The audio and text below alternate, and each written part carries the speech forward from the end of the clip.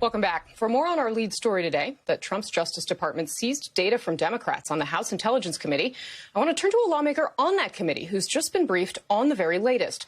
Congressman Mike Quigley, a Democrat on the committee, joins us now to discuss what he's learned.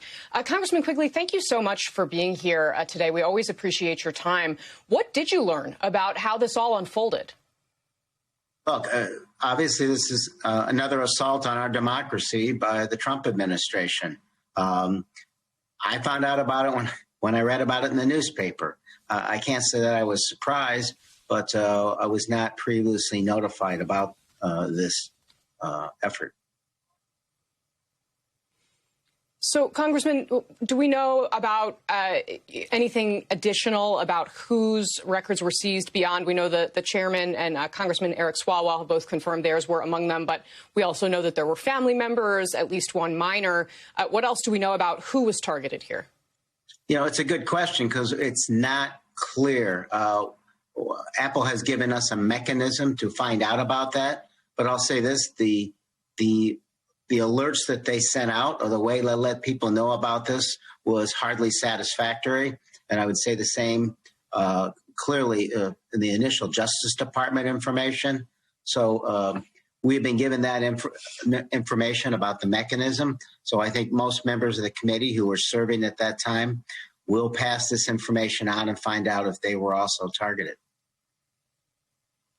When you say mechanism, can you describe a little bit more about what you mean? Yeah, I think you just give them your the numbers you might have associated with those accounts, and they try to find out if you were subject to those requests, unfortunately. But again, so you're basically at the mercy of Apple to kind of find out what happened to your records?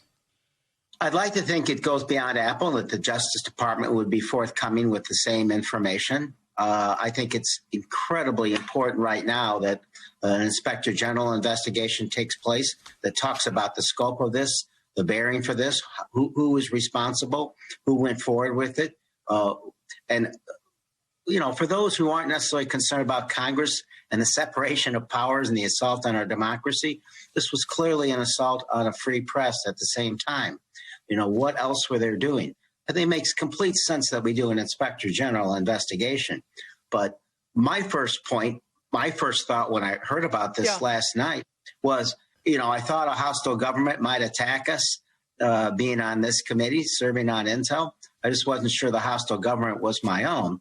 And what do we do now to prevent this sort of thing from happening again?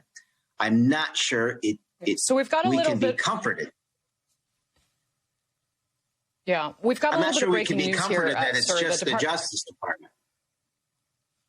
I'm sorry, go ahead. I see. Yeah, well, speaking of the Justice Department, the Office of Inspector General has initiated a review here. They only just announced this as you and I were talking. Initiated a review of their use of subpoenas and other legal authorities to obtain communications records from members of Congress. So that's the Department of Justice Inspector General Michael Horowitz announcing this. So it looks like you're going to get your investigation. Do you think that Congress should investigate this as well? I do. I think we've learned that Congress has to protect itself at some point in time. And I've heard that the Senate is going to be looking into this, and that's, I think, appropriate. You know, I think it's probably best that others do it and not the Intel Committee, just because, you know, it's us. So I think it's a bit of a problem if we try to be involved with an investigation in which this committee was targeted. But I do think there are others in Congress that can do this, and the Senate is part of it. But to my earlier point, I can't stress enough, this was a presidency that was willing to use the Justice Department as its lapdog and politicize it. You know, who else were they using across all the agencies in government to do the same sort of thing, to do other dirty tricks?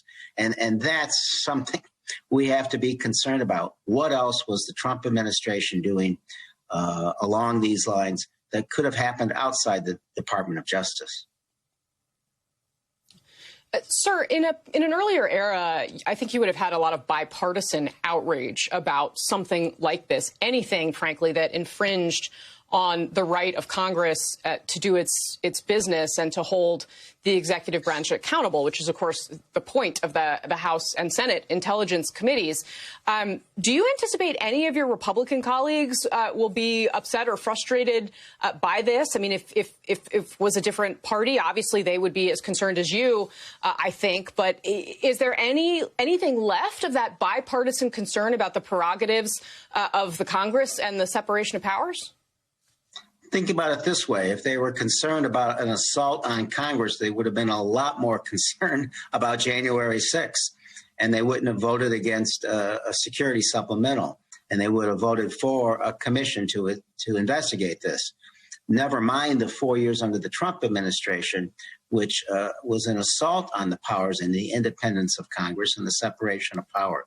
Very few of them stood up during those 4 years. Unfortunately, not enough have stood up and shown profiles and courage since that administration has left, dealing with the commission and the security supplemental. Yeah. Very, very briefly, sir, are you happy with how the Biden Department of Justice is responding to your inquiry so far? I think it's too early to judge. I have the strongest encouragement I possibly can for them to get to the root of this and to cooperate with the Inspector General's office. All right, Congressman Quigley, thanks very much for all of that. We appreciate your updates and taking some time after that briefing to be with us today.